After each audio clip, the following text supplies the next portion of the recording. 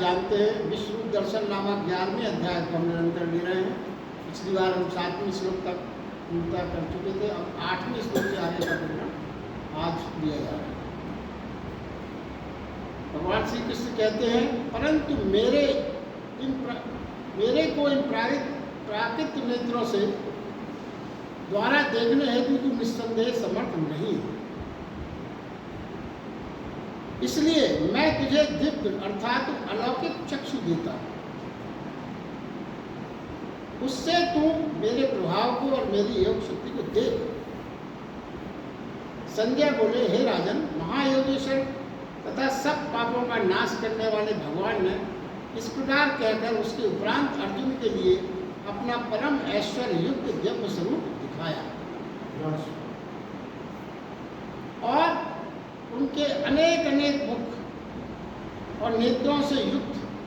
देखिए यहाँ पर आप आंख बंद करके इस स्वरूप का अपने में ध्यान करें। जो चीज़ें इसमें आई है ऐसा विचार करें कि वो आप प्रत्यक्ष उसके दर्शन कर रहे हैं, तो आपको और आनंद आए। और अनेक अनेक मुखों व नेत्रों से युक्त तथा अनेक अद्भुत दर्शनों वाले एवं बहुत से दिव्य आभूषणों से युक्त और अनेक दिव्य शस्त्रों द्वारा हाथ में उठाए हुए तथा दिव्य माला और वस्त्रों को धारण किए हुए, दिव्य गंध का अनुलेपन किए हुए, सब प्रकार के संयुक्त सीमा रहित विराट स्वरूप परम देव परमेश्वर का रूप अर्जुन ने देखा। अब देखिए इसका विश्लेषण अपन प्रयास करते हैं। देखिए कुछ आधारभूत तत्वों को पहले अपन समझने का प्रयास करते हैं। मनुष्य की ये प्रवृत्ति रही है हमेशा कि सदा ही परम रहस्य को उसने जानना चाहिए। हमेशा मनुष्य के योनि का सबसे प्रमुख जो है, भले ही वो उसको प्रकट कर पाए न कर पाए, मगर कहीं ना कहीं बहुत अतिरिक्त चाह उसकी यही रहती है कि परम रहस्य को वो कैसे जान पाए। तो वो परम रहस्य क्या है? हमारे जीवन का प्रयोजन क्या है, हमारे जीवन का लक्ष्य क्या है, इस सृष्टि का सृजन कैसे हुआ, ये सृष्टि विलीन और लीन कहाँ हो जाती है। इस सब के पीछे प्राणी ने इस सूत्र को हमेशा जानना चाहता है कि सब चीज़ों के पीछे कौन सी शक्ति है। हमेशा मनुष्य के मन में इस बात की उत्कंठा रहती है कि ये रहस्य कैसे समझें, कैसे जानें, कैसे इससे हमारा परिचित हो। परंतु जैसे हम हैं, जो हमारी स्थिति है, वैसे ही हम उसे नहीं जान सकते। आज जो हमारी स्थिति है, हम जानना चाहें उसको, उस रूप को दर्शन करना चाहें तो संभव नहीं है।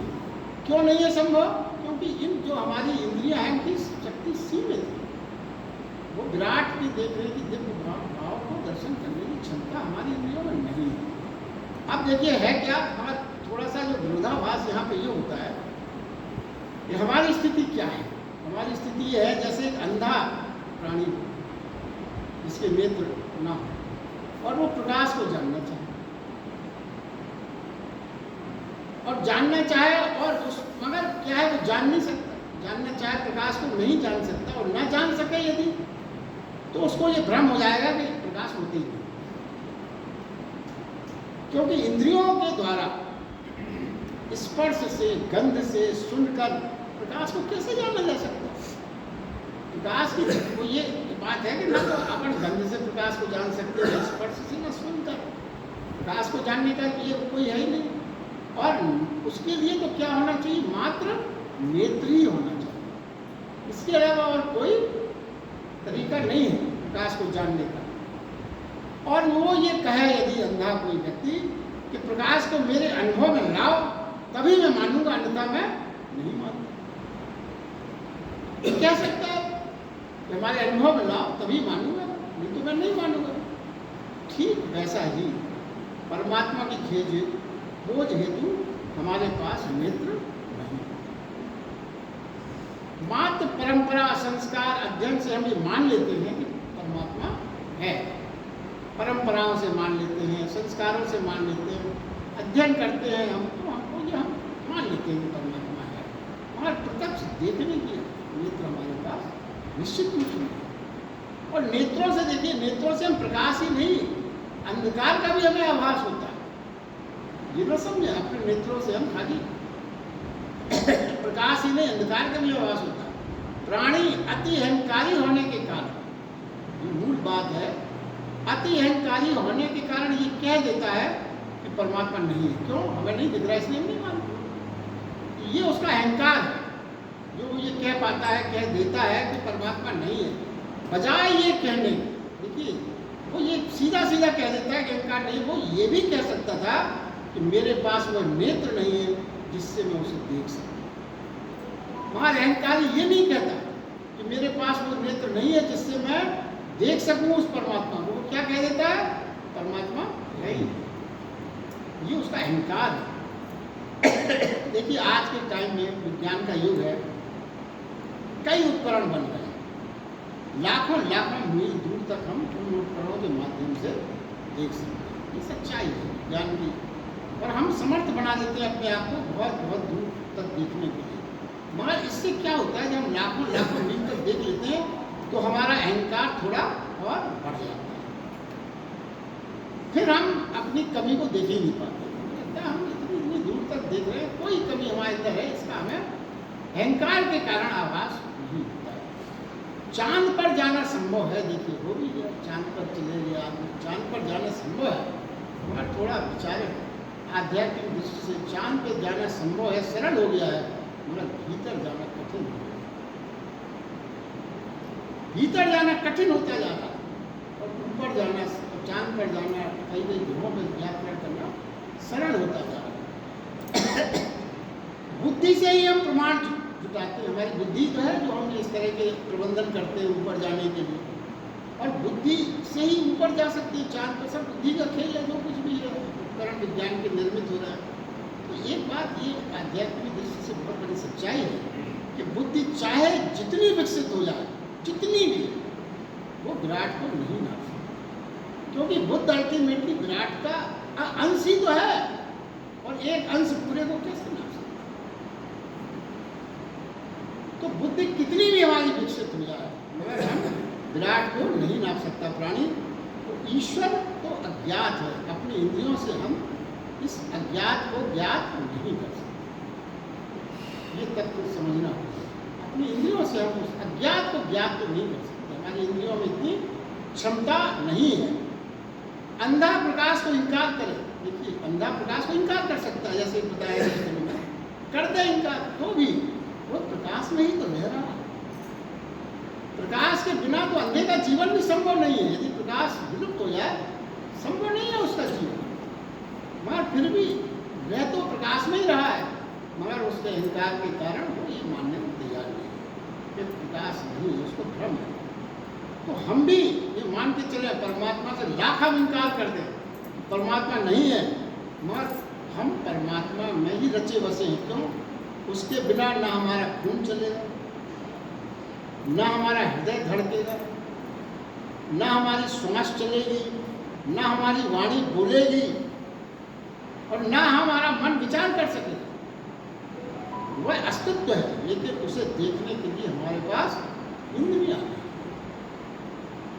सब बिना उसके परमात्मा में ही सब समाहित है।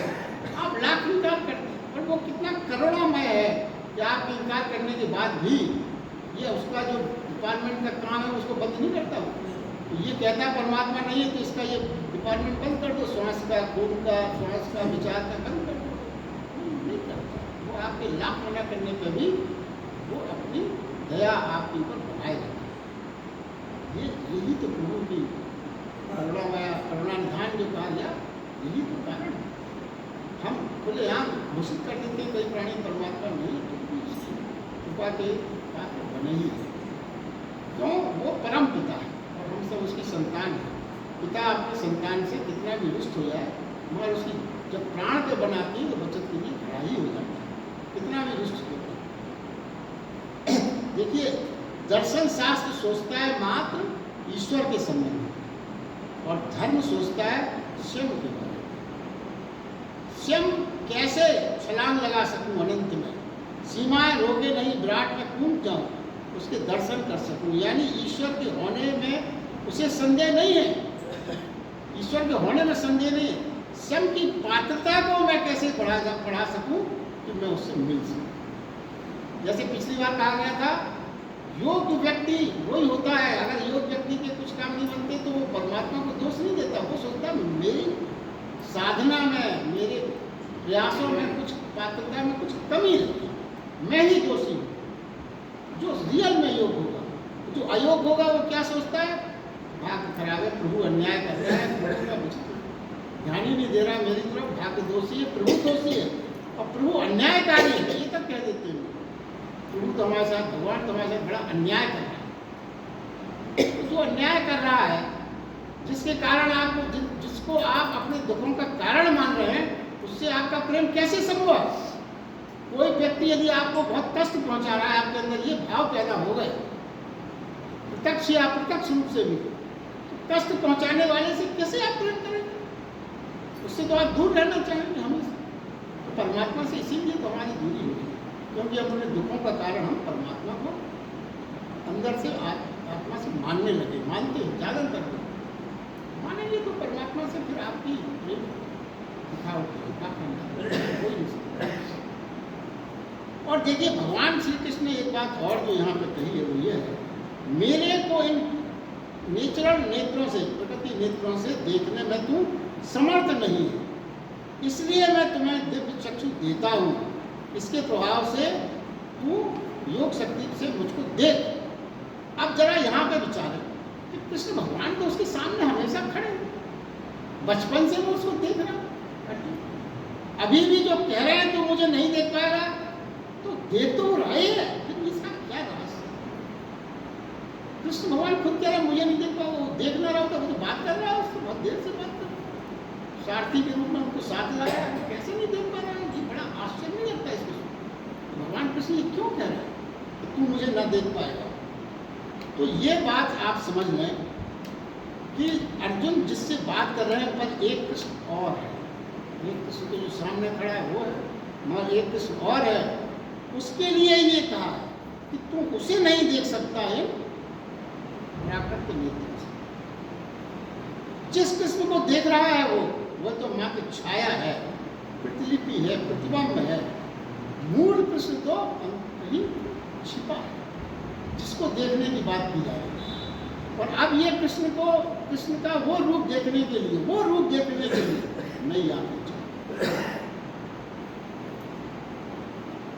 प्राकृत नेत्रों से तो कृष्ण को देख ही रहा है, मगर भगवान कृष्ण का तू नहीं देख सकता मुझे, इसका मतलब कहीं कोई कृष्ण और है, जो कृष्ण परमात्मा के रूप में अंतर्निहित है। और ये जो कृष्ण खड़े हैं, ये उस परमात्मा की छाया मात्र। दिव्य चक्षु चाहिए, कृष्ण भगवान कहते हैं मैं तुम्हें दिव्य चक्षु देता हूँ। अब देखिए जरा इसको पूरी तरह से विश्लेषण करें, इसमें कभी कभी बड़ा भ्रम हो जाता है। क्या है, अब प्रश्न यही है, क्या कोई किसी को नेत्र अलग से दे सकता है? और वो भी ऐसा नेत्र जो दिव्य हो। आजकल सर्जरी में तो दिव्य नेत्र दिए जा सकते हैं, मगर वो नेत्र प्राकृत नेत्र ही हैं, तो उससे आप दुनिया ही देख सकते हो, प्रकृति ही देख सकते हो, दिव्यता तो उसमें नहीं है। तो क्या कोई ऐसा नेत्र दिया जा सकता है जिससे दिव्य दर्शन हो सके, जैसा भगवान ने कहा? क्या है? अगर ऐसा संभव हो तो फिर क्या हम उसी को खोजते रहें जो हमें दिव्य चक्षु दे? अगर हमें परमात्मा के दर्शन करना है और ये सत्य अगर सही है, तो फिर परमात्मा को तो बाद में समझेंगे, क्योंकि हम देख ही नहीं सकते जब तक हमें दिव्य चक्षु ना हो। तो पहले तो हम उसकी खोज करते रहे जीवन भर, जन्मों जन्मों, जो हमें दिव्य चक्षु देने वाला कोई मिलेगा। तो दिव्य चक्षु देने वाला मिलेगा कैसे? क्या ये हो सकेगा? क्या ये खोज संभव है कि परमात्मा को छोड़ के आप दिव्य चक्षु देने वाले को खोज करें? ये असंभव बात। तो क्या है, इस रहस्य को समझना होगा कि दिव्य चक्षु का मतलब क्या है। देखिए, जब श्री कृष्ण ने अर्जुन से कहा कि मैं तुम्हें दिव्य चक्षु देता हूँ, इसके पहले अर्जुन पूर्णतः समर्पित हो चुका है, कोई आग्रह उसका शेष नहीं था। अर्जुन का मौत भी दें कृष्ण तो उसको ग्रहण कर दिया, इतना समर्पित हो चुका है। तो जो समर्पण कर देता है, जो समर्पित हो जाता है, उस समर्पण की घड़ी में चक्षु का जन्म हो जाता है। उस समर्पण की घड़ी में चक्षु का स्वतः जन्म हो जाता है, चक्षु देता है, ये मात्र भाषा की बात है, इसकी वास्तविकता से कोई संबंध नहीं। और गीता में जो मुख्य बात है, हर जगह भगवान ने कहा कि मैं तुम्हारे लिए ये कर दूंगा, वो कर दूंगा, मगर उसके पहले उन्होंने कुछ ऐसे शब्द कह दिए कि यदि आप वो कर लें तो वो तो घटित हो ही जाएगा जो वो देने की बात करते। तू मुझसे अनन्य प्रेम कर, मुझसे समर्पित कर, तो मैं तुझे मोक्ष दे दूँ। अरे आप जब अनन्य प्रेम कर पाएंगे, समर्पण पूरी तरह हो जाएगा, अनासक्ति भाव का जीवन जीने लगेंगे, तो आपका मोक्ष स्वतः है। मगर भगवान कृष्ण ने बड़ी इशारे से, बड़ी सफाई से और जागरूकता से बात कह दी, सीधे सीधे नहीं कहा उन्होंने कि हाँ मैं तुम्हें प्रेम करता हूँ तो मैं तुझे मोक्ष दे दूँ। बस तुम इतना सा कर लो, अनन्य भक्ति कर लो, समर्पण कर लो, अनासक्ति भाव से जीवन जीने लो, मैं तुम्हें नैया पार लगा दूँ। अरे तो अनासक्ति भाव और अनन्य प्रेम और समर्पण कितनी कठिन जन्मों लग जाते हैं तब सीधे हो। मगर ये सब बातें तो वो ये कहते हैं कि श्री कृष्ण परमात्मा है या नहीं, ये प्रश्न नहीं है, मगर जो श्री कृष्ण को परमात्मा मान लेता है उसे समर्पण सरल हो जाता है। जो इस चक्कर में रहता है इसी खोज में कि परमात्मा है या नहीं है, पहले ये पता लगाए ना, आप मान लो, यदि आपने मान लिया तो आपका समर्पण सरल हो जाए। और जो समर्पण कर लेता है, देखिए मूल बात है, जो समर्पण कर लेता है परमात्मा उसको कहीं भी दिखाई पड़ सकता। जो यहाँ दिव्य चक्षु की बात कही गई, समर्पण जिसने कर पाया उसे तो कण कण में परमात्मा के दर्शन होने लगते हैं। मैंने पिछले अध्याय में कई बार ये बात कही, समर्पण क्या है? समर्पण द्वार खोल देता है, इसकी द्वार खोल देता है, परमात्मा के प्रवेश की द्वार खोल देता है अपने आप। तो क्या है, देखिए अपने सनातन धर्म में गुरु मूर्ति का उपयोग इतना ही है कि वो मौका बन जाए। तीर्थ पर, मंदिर पर हम जाते हैं, हम क्यों जाते हैं? कि हम झुक जाएं, हम लेट जाएं, हम खो जाएं। समर्पण का माध्यम है ये सब जहाँ जहाँ भी हम जाते हैं। ये सब जिन्हें परमात्मा का मात्र समर्पण कर पाने की साधन है, मगर उस भाव से आप जाए। तीर्थों को आप यदि आप पर्यटन के भाव से जाएंगे तो ये उपलब्धि नहीं हो सकती। समर्पण के लिए जाए, समर्पण के भाव से जाए। देखिए और अगर इसको सरलता से समझें, जब आप स्वप्न देखते हैं तब क्या नेत्र होते हैं? स्वप्न देखने में नेत्र होते हैं? क्या होता है? बिना नेत्र आप बस सो रहे हैं, आप नेत्र तो बंद है आपके, फिर भी आप देख रहे हैं। तो देखने की प्रक्रिया कहीं ना कहीं बिना नेत्रों की भी हो रही है। क्योंकि जब आपकी नींद खुलती, जब आपको पता लगता है कि ये तो सपना था, मगर देखा तो आपने, एक एक घटना ऐसे दिखती है, ऐसे बिल्कुल प्रत्यक्ष है सामने।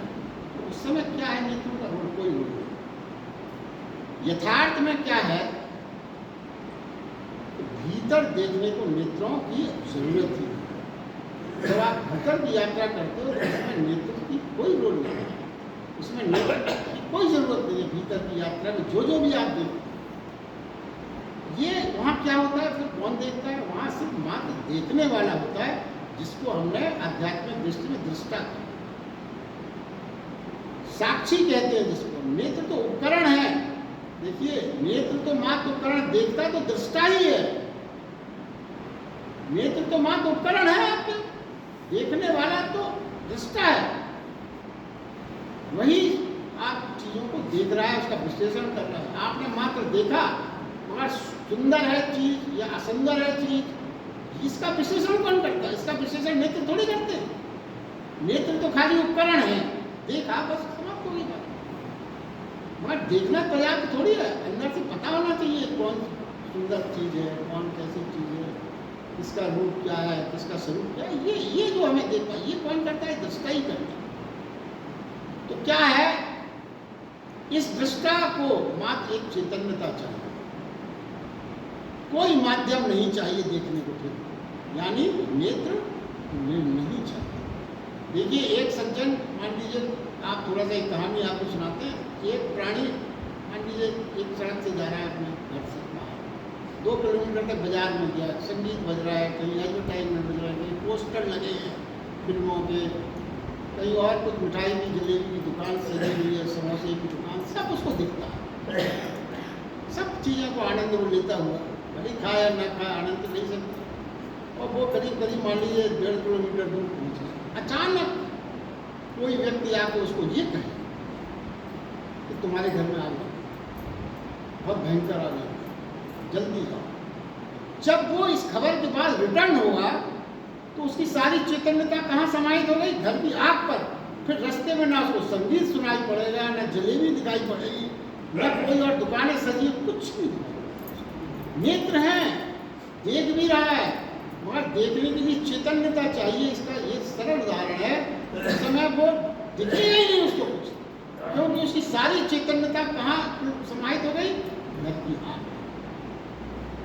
तो नेत्र चैतन्यता के कारण ही देख पाते हैं। और चैतन्यता ना हो, चैतन्यता जहाँ समाहित हो जाएगी, चाहे वो प्रभु में हो, चाहे आग लगने का आपको उदाहरण बताइए, वो फिर आपको बाकी चीजें अपने आप समाप्त हो जाएंगी।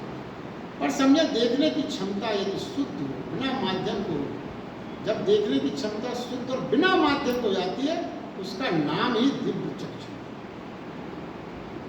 बिना माध्यम के, बिना किसी माध्यम के जब देखने की क्षमता, इस क्षमता को दिव्य चक्षु कहते हैं। दिव्य इसलिए कहा गया कि फिर उस असीम को हम देख सकते हैं, कोई सीमा नहीं होती है देखने, इसलिए उसको दिव्य कहा गया। अब देखिए, और अगर इसको भाषा में समझें तो प्रेमी भाषा में कहता है मैं तुम्हें प्रेम देता हूँ। हमारे यहाँ के जीवन के उदाहरण में अपन ने अक्सर महसूस किया, मैं तुम्हें प्रेम देता हूँ। अब प्रेम कोई ऐसी वस्तु की तरह दिखेगी कि आपको कब दे रहा है? कोई वस्तु थोड़ी है प्रेम दे रहे हैं तो आप देख रहे हो कि ये दिया प्रेम, ना कोई ऐसी वस्तु है ही नहीं। मगर क्या है, भाषा की बात है। इसी प्रकार ये भाषा में कहा जाता है कि प्रेम देता हूँ। उसी भाषा, ऐसे ही भाषा में कृष्ण ने कहा कि मैं तुम्हें दिव्य चक्षु देता हूँ। ये भाषा के कारण कहा गया, एक्चुअल नहीं हुआ ऐसा कि कोई उन्होंने कुछ निकाल के दे दिया हो। अर्जुन के समर्पण से दिव्य चक्षु का प्रगटीकरण स्वयं घटित होता है। मूल बात यह है, अर्जुन के समर्पण से दिव्य चक्षु का प्रगटीकरण स्वयं घटित होगा। ये है यहाँ पे। संजय ने कहा अब अर्जुन के लिए श्री कृष्ण ने अपने परम ऐश्वर्य दिव्य स्वरूप को दिखाया। अनेक मुखों वाले, नेत्रों से युक्त, दिव्य शस्त्रों को धारण किए हुए, दिव्यमाला वस्तुओं को धारण किए हुए, दिव्य ग्रंथों का अनुलेपन किए हुए विराट स्वरूप परमात्मा को देखा अर्जुन ने। यही रूप अर्जुन का प्रिय रहा। वह विमोहित हो गया, स्तब्ध हो गया। इस सौंदर्य को देख सब कुछ विस्मित हो गया। उसकी श्वासें ठहर गई, वह शून्यवत हो गया।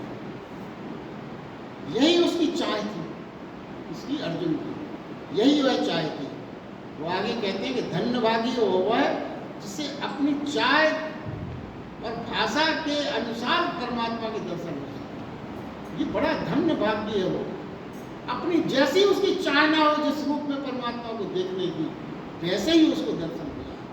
ये प्राणी बहुत भगवान बड़े भाग्यशाली लोग जिन्हें ऐसे दर्शन हो सके।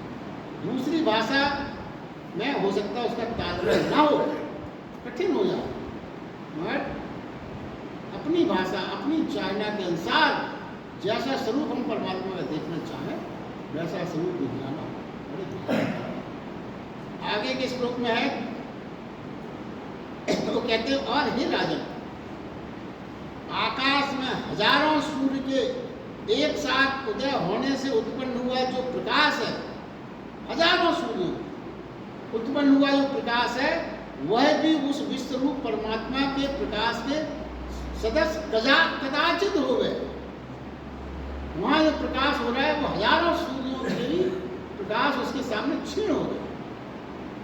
ऐसे आश्चर्यमय रूप को देखते हुए पांडव पुत्र अर्जुन ने उस काल अनेक प्रकार से विभक्त हुए, अर्थात पृथक पृथक हुए संपूर्ण जगत को उस देवों के देव श्री कृष्ण भगवान के शरीर में एक जगह स्थित देखा।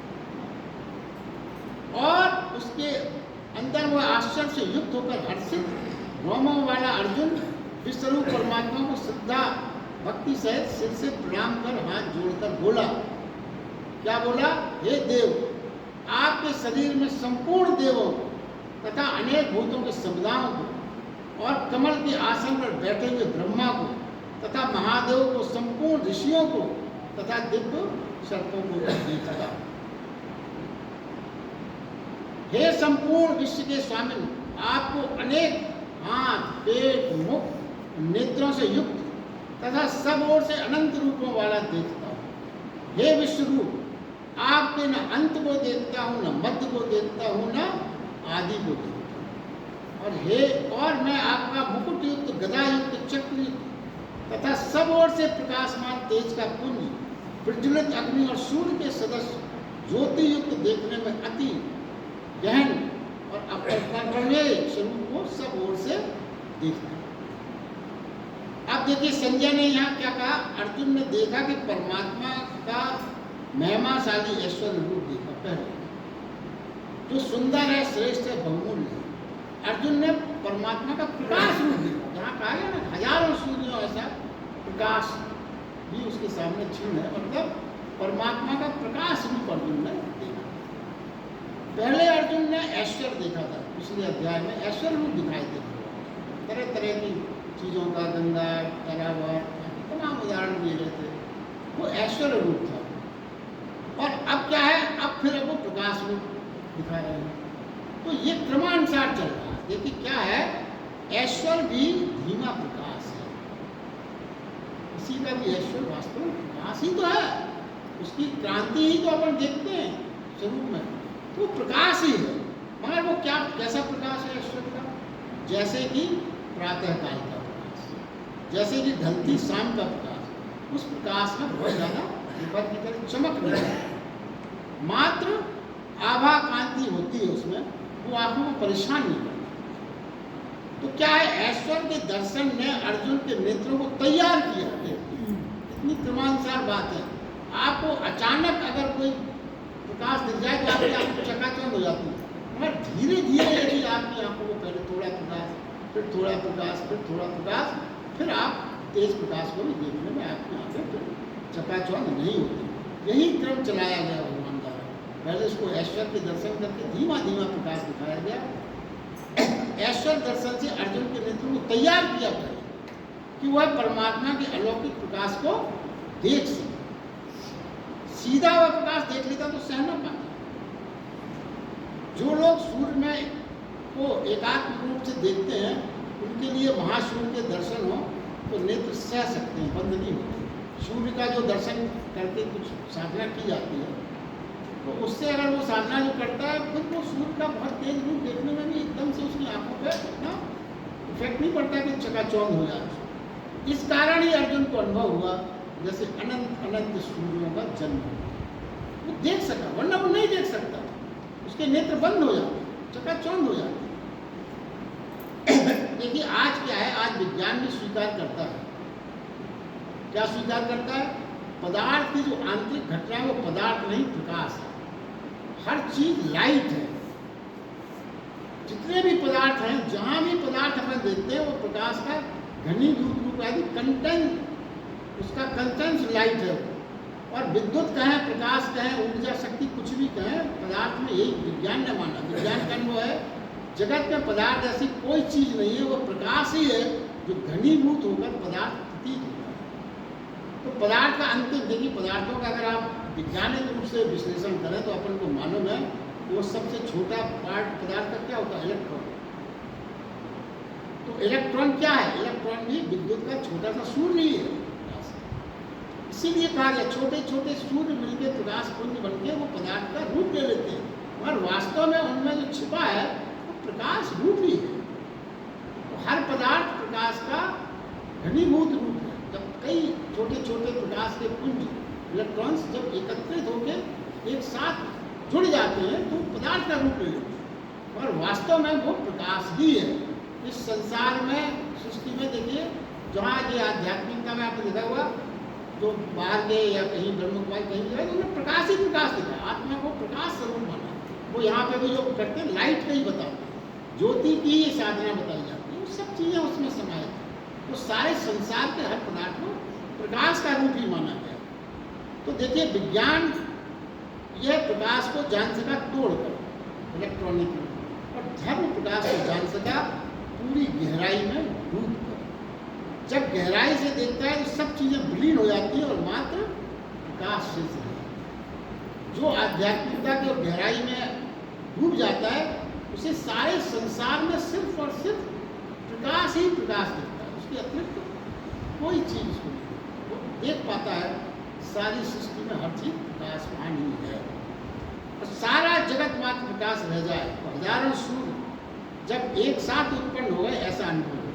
जब संसार की हर चीज में आप कोई प्रकाश देखने में संभव हो जाएगा तो फिर तो उसे हजारों सूर्यों का प्रकाश अपने आप हो, हर चीज प्रकाश है। अनंत सूर्य सीमा रहित गिने जा सकते, कण कण फिर सूर्य हो जाए, इतना प्रकाशमय हो जाए। तो यह प्रकाश का अनुभव जो है, हर चीज में प्रकाश का अनुभव होना, ये ही अद्वैत का है। द्वैत में सब में अगर आप प्रकाश देखेंगे तो वो अलग अलग है, खंड खंड है। एक कब हो जाएंगे जब सब में सिर्फ और सिर्फ प्रकाश ही होगा, तो सब अद्वैत हो गया, द्वैत समाप्त हो गया अपने आप, फिर कुछ है ही नहीं, सिर्फ और सिर्फ प्रकाश।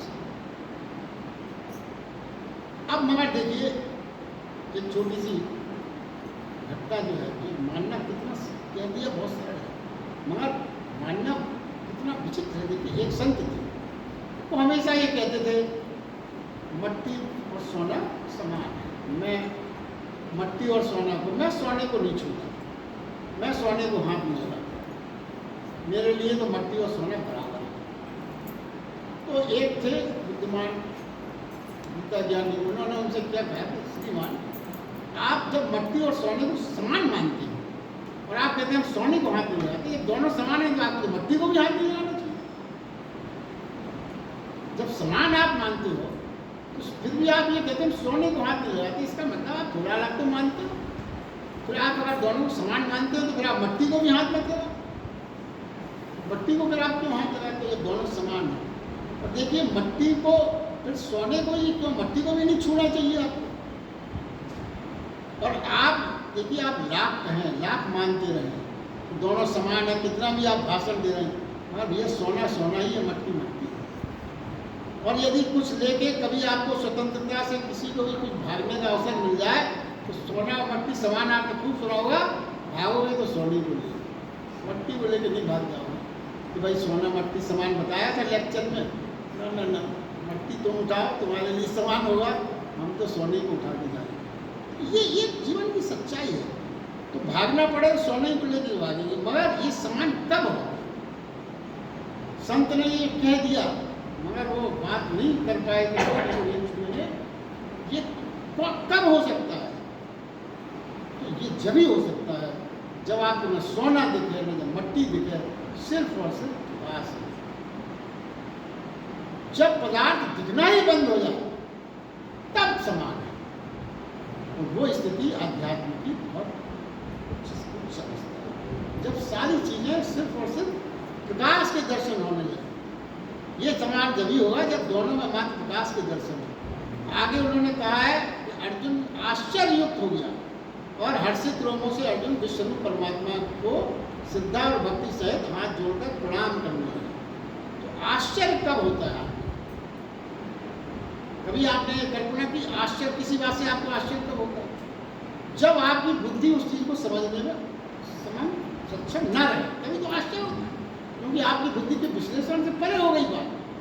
आप सोचते हैं अरे ये तो हमारी बुद्धि ने कभी सोची नहीं था, वो चीज अगर आपको दिखी तभी तो आप आश्चर्य कहोगे ना, आश्चर्य की बात, तो आश्चर्य कैसे होगा?